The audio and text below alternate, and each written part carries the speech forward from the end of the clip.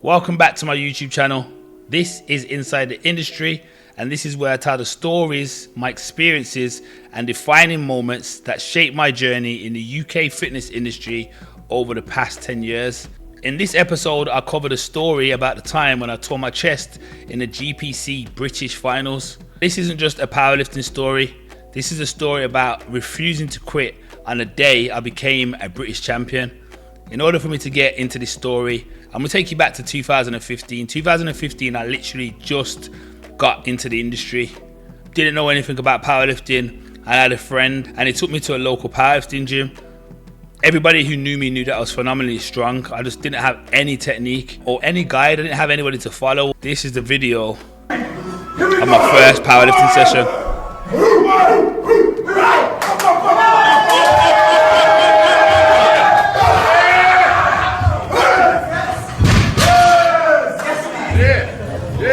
Will had taken me to a powerlifting club in Stourbridge, which is kind of just outside Birmingham.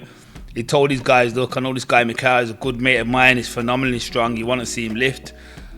I had no one to gauge how strong I was next to. I had no idea about powerlifting. I just knew that pound for pound, I'd always been able to lift over 3 times my body weight. As you can see in that video there, I'm 99 kilos there, pulling 771 pounds, that's 350 kilos. I didn't have much technique, but I had raw brute strength. Obviously, like I said, I didn't really know what anybody else was lifting, so that was one of the reasons why I got so strong, because I feel like when you're very limited, which I'll come on to talk about that in this video later on, you basically think, well, that guy's bigger than me, that guy's strong, he can do 100 kg, for example, there's no way I can do 110, where me, I was just crazy with it, and I would just load the bar and load the bar and load the bar until it stopped moving. At this powerlifting club, they clearly had their favourites. I spoke to him about joining the IPF and getting into competitions, and it just seemed a bit long-winded. You know, you got to get your membership, you got to do this. And you know, when people just keep creating hurdles for you to climb over, that's how I felt at the time. Now, a lot of the stories I'm telling now are on reflection of my perception at the time. So maybe that wasn't the time. Maybe I just didn't want to do the work, and all the paperwork and all that sort of stuff just seemed too much. But for some reason, we didn't end up pursuing this powerlifting stuff. And like I said, I felt like they had their favourites and they wasn't really interested in kind of pushing me into the sport of powerlifting. Before I break down the whole story about tearing my chest, for those of you who don't know, I'm a 2-time British bodybuilding champion. And I competed in 4 shows back to back in pretty much the space of 18 months, just under 2 years. I think the 2 British finals were, won every show pretty much.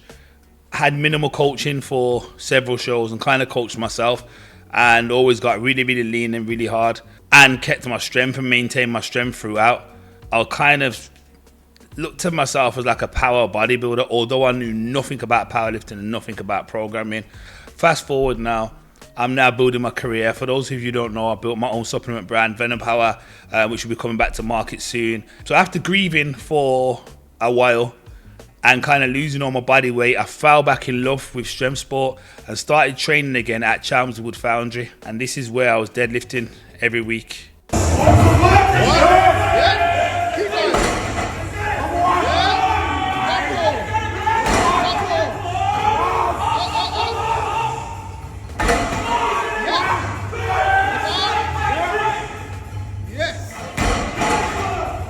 Yeah. So I was doing like 330 there for 4 reps with, I'd say, 2 to 3 reps left in reserve. At that stage, that's when Connor, who was local to Chelmsford, who do powerlifting, kept saying to me, Cal, you ever thought of powerlifting? Why don't you do powerlifting? I was like, yo, I've kind of always thought about it. I've always wanted to get into it. I just don't really understand the sport and know how to get into it and understand programming and stuff. Very, very good at building muscle. You know, I know how to do hypertrophy, I know how to do drop sets, I know how to basically build strength and size at the same time. Yeah, I do my 1 RPM every other week and it seems to work. Then we kind of got onto the conversation about if you was basically doing periodization, you'd be XYZ strong. And then I kind of started remembering all the stuff that I'd learned through courses and all that sort of stuff. Just didn't really have the patience to do it. So I had those conversations, started training with Connor and got strong, basically. So this is when I started training at Central. Bearing in mind my squat was probably maybe 240 before. That was the highest I'd ever squatted, maybe 250 for one. Within a matter of weeks, was up to 310 kilos.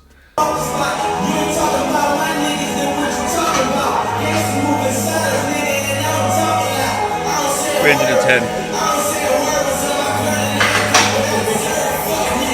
Yeah, 310 kilo. Wasn't exactly smooth like butter, but it moved. And I remember Connor saying to me, I've never really seen somebody get strong so fast, but it's because the top end strength was always there. It just had never really kind of been tapped into. So we decided to enter a competition, and I left feeling a little bit frustrated. Here's a why.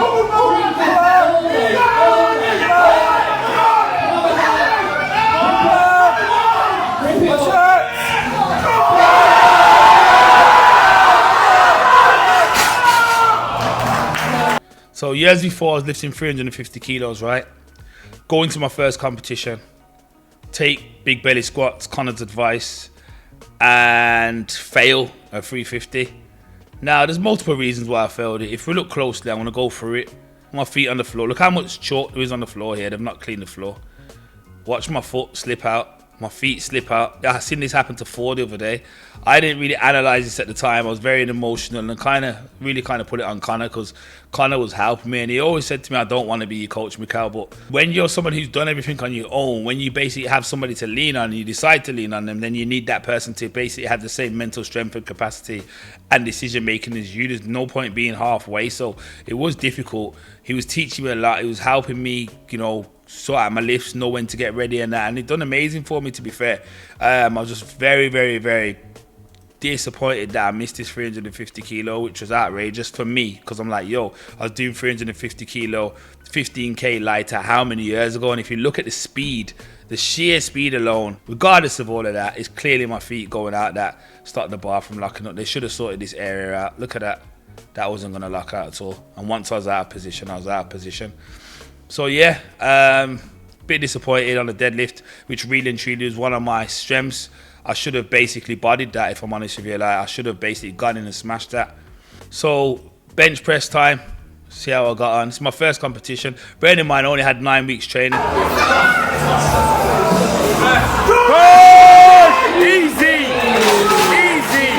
Oh! Light work, man. Yeah. Can hear my bro Reese in the background. So that was 240 kilos. And if I'm totally honest with you, I'd been doing 220, 230s for reps for years. So I always knew 240 was in there. Connor, again, was quite apprehensive. But as a coach, I'll kind of give him that, if I'm honest with you. He had a right to be apprehensive. But when you're out here, this is the weakest part of your chest, so you're very vulnerable. How I used to bench before, I used to bench suicide grip. When you're doing this, and your elbows are tucked in and resting kind of on your lats, this is the safest position. Like, if you think about a seated row, this is the natural line and a natural position that the chest wants to do. So being out there made me extremely vulnerable. So obviously I kind of did take Connor's advice and did lower the weight. I feel like I could have got a 260 that day, but I did lower the weight was because obviously I was benching new and changing all my technique and all that sort of stuff. I would have just been better off just benching flat back, and obviously how I used to bench, I didn't need to go that wide. But yeah, it was a result. So coming away from that competition, we got back into training and we really, really, really put the work in. But I'll come on to that video in a minute. A few weeks before, I went to the Gymshark event, and I always kind of knew Gymshark didn't deal with me. I don't know who I upset in Gymshark. Throughout my years, I've kind of built relationships with people that work in places, and they're saying, oh, do you know, blah, blah, blah. He said not to work with you, or do you know, this person. And I'm like, these are just people who I thought was cool, but obviously not.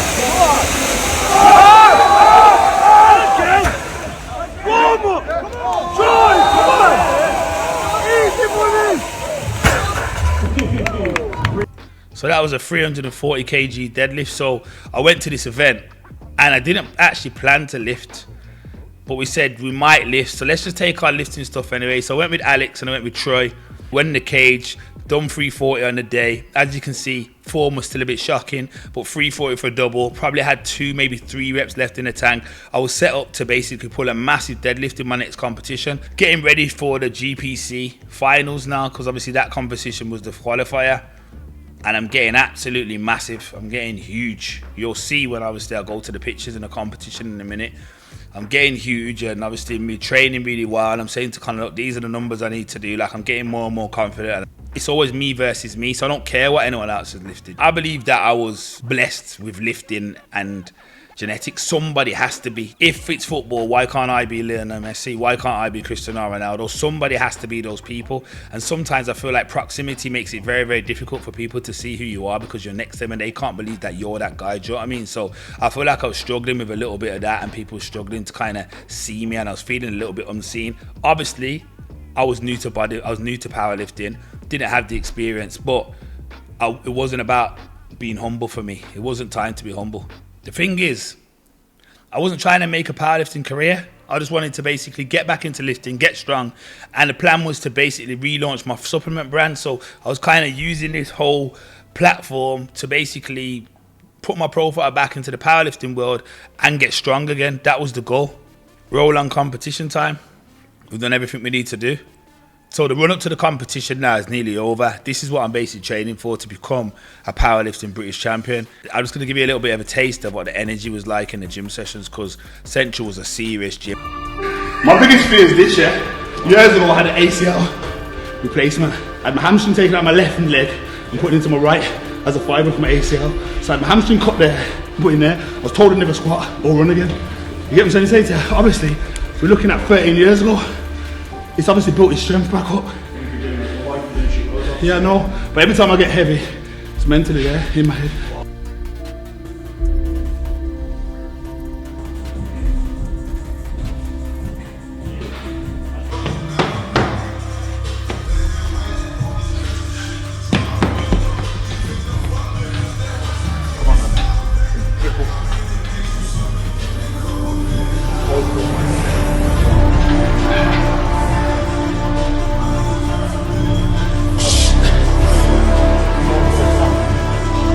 Locked all the way in.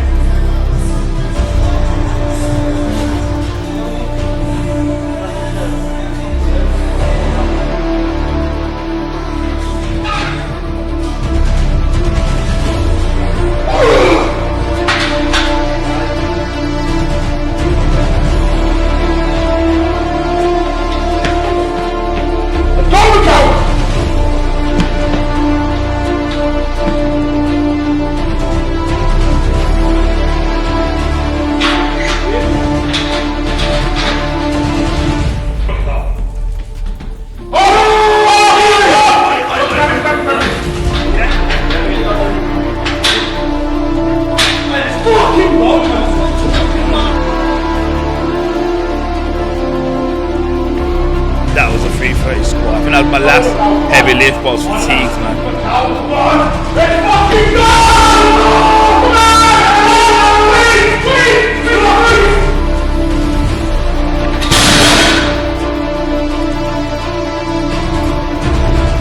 Fucking hate this shit.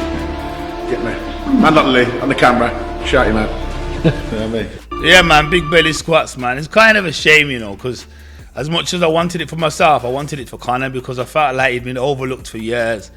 And I felt like Connor has so much knowledge. Like, he has a wealth of knowledge. He knows his stuff, man. Like, and the way he trains, oh my gosh. Central is full of mental health. Like, you cannot be sane and train like that. Like, I trained hard, but I'd never trained as hard as I did when I get to Central. I can openly say that. I've trained with all these people in the world, but when I was training with Connor, it was just a different level. Connor used to absolutely just put me through some sessions that would leave me feeling annihilated. I'd get home and just want my bed. I'd be out cold, man. But the strength, the way I adapted to it was beautiful. Like, he knew what he was doing. Like, we had a 5-day split, I think it was. Squats and deadlifts, bench and upper, then like a full body, and then a bodybuilding day and a lower day as well, hamstrings and that separately. I don't know how I was recovering from it. I don't know how he was recovering from it, because he was working a 14-hour factory job. But as you can see, he was locked in, man. And I had to force Connor. It was a shame, because I had to force Connor to get a cameraman to the gym, because they was like, yo, we're not recording anything, we're not filming nothing, we don't like being on camera. So he's actually started his YouTube now, so make sure you go and check out Big Belly Squats' YouTube. I think that's the name of his YouTube, but I'll pull it in the description below. And it was a shame, man, because like there was so much potential for us to just take over.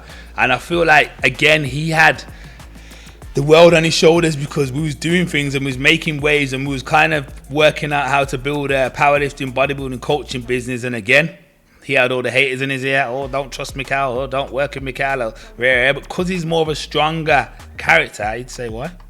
And then people would kind of just be like, you know, they've got nothing to say. It's just straight haters. Do you know what I'm saying? The fear of the unknown. Like I said, people, when you're standing right next to them, want to keep you at a certain level, and kind of would just pull them and say, why? And so many people he had to stop talking to. And he's just like, you know what, F and Micquel, I'm not interested. Like, they're not happy with me because I'm training with you. What do they want me to do? I think people are comfortable when you stay in the same place, in the same position. But yeah, that's where it was. That was the power. That was the energy, and we was locked in. So we go to the competition, everything goes smoothly. There's a few delays and all that. Live stream's not working, which was a blessing for me. And we go on to squats. Open up on a 300 kg squat. It flies. I'll play the video shortly. Then I go to a 330 squat, and the judge kind of just dismisses it, says like it's a bit shy. So Connor was like, load 350. I'm saying to Connor, look, if I miss the 350, I'm 30 kg behind where I could have been. Let me just secure the 330. So I got the 330, sorry. Then I felt like Connor was kind of a bit chasing then, because he's like, he knew I could have done better, and he's like, yo, you could have done better. Like, he had his game face on then, and he kind of wanted it now. But obviously I'm like, yo, let's just control the situation. I'm here to do this deadlift. I'm gonna pull this big deadlift, and I'm pulling at least 370, 380. I'm saying, like, I'll open on 350. I'm not gonna drop 350 now. I've been training for another 3-4 months. My grip strength is through the roof. I'll open on the 350. I'll be fine, bro. He's like, it's too much. It's too risky. I'm saying, bro, I was doing this weight 10, 11, 12 years ago, but I'm not going to fail the 350. I'm doing 330 after a long 2-hour session and a squat. I'll be fine. So we didn't even get to the deadlift, because obviously I'll explain why. But the goal was to open on 330, 350. Load maybe 375, 380, depending on how that moves, and then obviously go for the last one and see how it goes. So this is the actual competition highlight. Let's check it out. GPC 2023 powerlifting under 125 British champion.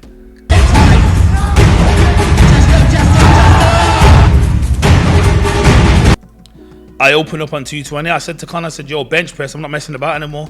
I'm not going to do many lifts. And I told him, I said, my plan was this. I says, I'm going to open up on 220. I'm going to do 250, and that's it. I'm going to do 2 lifts. Obviously, as a powerlifter, yeah, and as many powerlifters, they always want to go 9 for 9. I'm not interested in 9 for 9. It didn't mean anything to me. I just said, just let me do the 2 bench presses. I'm knackered. I'm going to go sleep in the car for 3-4 hours, and then I'm going to come back out of the car and then attack this deadlift. That was the plan. So we went on the bench, and, you know, was doing amazing to that point there. So this is the 220 open out.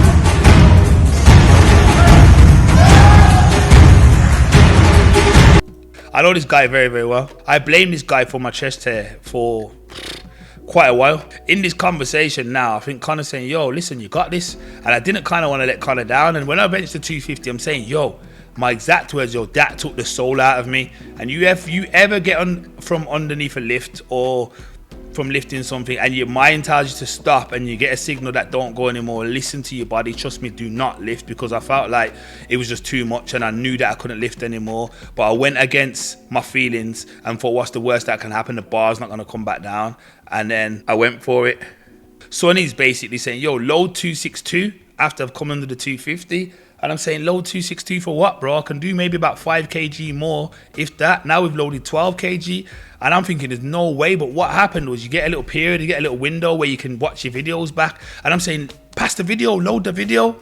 I'm coming from a high intensity background, and it's so I don't really stumble under pressure. There's not much I ain't seen. Obviously, these are like, oh, the judges, you're gonna run out of time. I'm saying, yo, relax, bro, just pass me the phone. So I'm kind of watch the video now, and then Sonny's like, just do 262, and Connor's like, yeah. Everybody's got excited, and the 262's got put in. Obviously, bro, nobody thought I was gonna tear my chest. Really, no one thought it was a possibility, and I feel like because by then Connor had kind of been swayed by me and by my energy. He kind of now was kind of Team Micquel, realised that I could, you know, do some phenomenal stuff, and kind of was with it, but it was kind of too late, because obviously I'd already ill prepped the day before, ate too much food, not slept, and was absolutely exhausted. And if I'm honest, my blood pressure I think was through the roof. So yeah, let's get back to the video.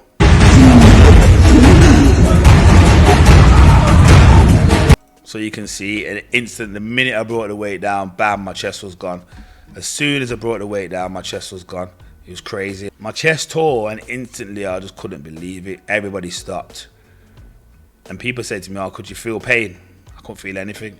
The adrenaline was so high. I was just looking at my family and thinking, yo, I've let everybody down. And earlier on, I said I was grieving, and I was grieving for a long time. And obviously my powerlifting was all about my comeback, really. And it was kind of like, for me, it was like, there's no way that I am going out on a loss. There is no way that I've driven to Wales, prepped for 3-4 months to basically get my confidence back, and I'm going to lose this competition. This is not happening. And these guys are going to be able to say, yeah, we beat Micquel, right? And I know that sounds egotistical and that, but it's an egotistical sport. Like, you're not going to say you beat Micquel, right? I wasn't having a bar of it. So I remember tearing my chest and being in the changing rooms, and I remember speaking to my aunt, and my aunt saying to me, you're not going, are you?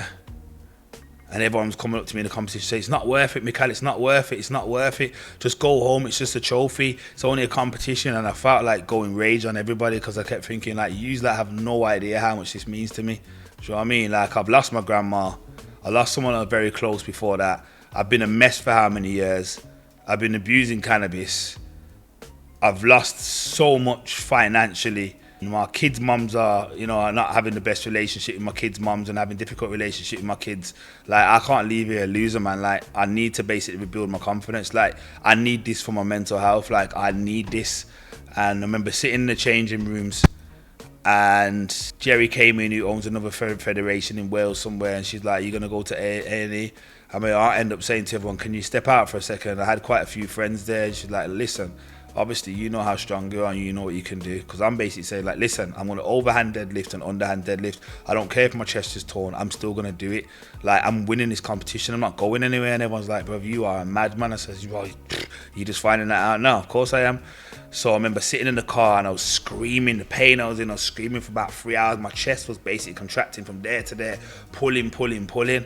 And I remember saying to the girl I was with, drive me to the Chinese. She's like, what for? I was like, listen, I need to get some salt. She's like, cool. She was driving my car. We drove to the Chinese. We got there, and I remember getting this big cup of salt and just drinking it. I remember feeling like all this heartburn. I feel like I was gonna throw up because the chest cramping was crazy, and my chest was going bow, bow, bow. And I remember screaming, top of my voice. I'm like, and they're like, listen, are you gonna be all right? I'm like, yo, got no choice, man. I'm going back in. They're saying, you're a lunatic. I'm saying, it'd be all right. Half an hour in, I'm saying, yo, maybe this is a bad idea. Hour in now, it's like I'm starting to go cold. I'm like, yo, this is mad. I can now start feeling the pain, and it's just crazy. People are coming out. My cameraman's coming out with his girlfriend. I'm saying, bro, move from the car, man. Stop filming me. Kind of wish they'd filmed the footage, but I was fuming because I was just like, yo, this ain't no EastEnders draw. Like, I felt really, really embarrassed. But I knew I was going back in, so I remember saying to Connor, yo, do me a favor, go back in and find out how much I need to win. And because I had squatted 330 and benched 250, I was 40 points ahead. So I said, what's the guy's last deadlift going to be? And it goes 340. So then I realized, but he's never done a 340, his max is 320. I realized if I can pull 300, then basically I can still win the competition. If he fails, it's 320. So we go back inside and we play the video.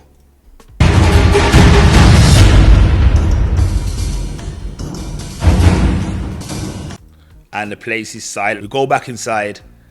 I load the bar, 300. In the background, obviously, you have to warm up. So I warm up, I do like 50 kg. In fact, yo, big up the guy. I think his name's Darren. I can't remember, but he was basically saying, listen, bro, what you're about to do is mad, but I believe you and I think you can do it as well.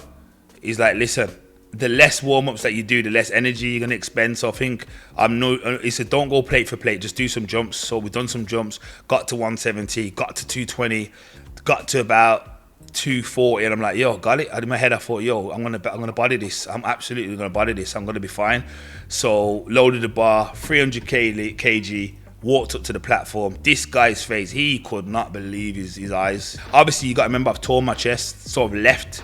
So everyone in this hall kind of rooting for me, because obviously Catherine's on the mic, the woman, she's the compare, she's like, Micquel, he's in his first British finals, he's only been doing powerlifting for a short amount of time, smooth like butter, like she's gassing the whole lifts and that, and she's like, he's already lifting that British powerlifting level, rare, bam, my chest goes, everyone's like, oh my days, like, so much potential, but look what's happened, he's pushed it too far. But I'm pissed now, because I'm like, yeah, I pushed it too far with a little bit of influence and a bit of hype, but this was not the plan. I was supposed to show you what I could deadlift, because like I said, I'm doing 330 after 330 squat now. I know that something serious is coming off the floor, so I pulled this 300, sorry, I keep saying 330. I pulled this 300, and this guy's face, he could not believe it. Look at his face. He could not believe it. Look at him, he's thinking, yo, is this geezer for real? And then Connor basically has his piece, and Connor says his piece to the camera, and I end up winning my trophy, which is probably worth about £15, winning a certificate which cost about £2.50.